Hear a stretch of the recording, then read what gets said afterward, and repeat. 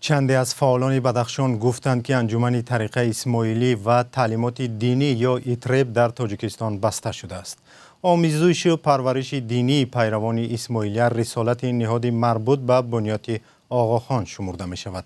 ولی نمایندگان مقامات دولتی تاجیکستان میگویند تفتیش فعالیت آن ادامه دارد. همکارم میرزانبی خالقزاد موضوع را پیگیری کرده است. میرزانبی چی چیزی تازه در این رابطه به دست آورده؟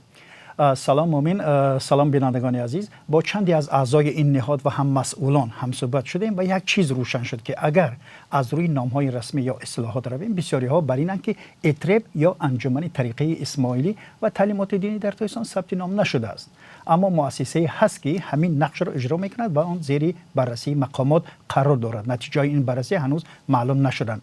این را یکی از رهبران نهاد مذکور به ما گفت. از طرف دیگر 3 ساکن خاروق که یکی از آنها استاد همین جمعیت می باشد گفت که البته بدون آوردن نامشان گفت که برخی آن را ایترب می نامند بدون ذکر نام. میگن که با شروع عملیات ها و ناآرامی ها در خاروق تعلیم و درس ها در جماعت خانه ها صورت نمی گیرند.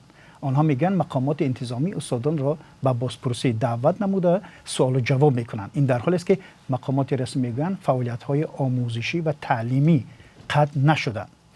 یک مسئول کمیته رشد جماعتخانه های بدخشان بدون ذکر نامش روز 6 سپتامبر به رادیو آزادی گفت یک گروه کاری از کمیته دین در میانه ماه آگوست فعالیت جماعتخانه ها را تفتیش کرده است، ولی تا امروز خلاصه خود را پیشنهاد نکرده است.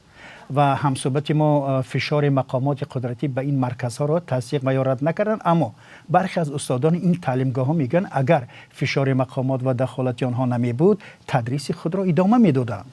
میرزانبی، یعنی می شود گفت که یک حالت نامعینی و ناروشنی در میان است؟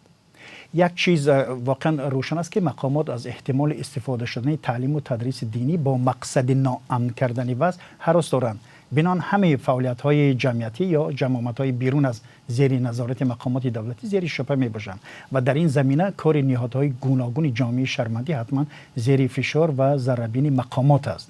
برای نمونه چند پیش در میانه های ماه آگوست شرافت محمد انبارو رهبر پیشین کنسول ملی اسماعیلیان تاجیکستان در صحبت با رادیو آزادی گفته بود که کمیته امنیت ملی او را 2 روز به پرسش دعوت نموده درباره فعالیت بنیاد آقاخان سوال کردند. و ضمناً 3 سال قبل کمیته دینی نزد حکومت تاجیکستان با تکیه به اطلاع مقامات قدرتی در یک نامه به مقامات حکومت بدخشان نوشت که در مکتب‌های انجمن طریقه اسماعیلی و تعلیمات دینی یعنی همان ایترب با بهانه درس انگلیسی تعلیمات طریقه مذهب امام شیعی اسماعیلی را ترغیب می‌کنند.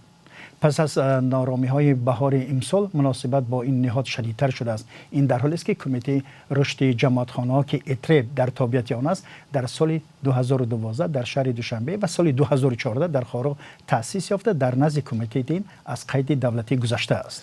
تشکر. همکارم میرزانبی خالقزاد درباره وضع انجمن طریقه اسماعیلی در تاجیکستان صحبت کرد.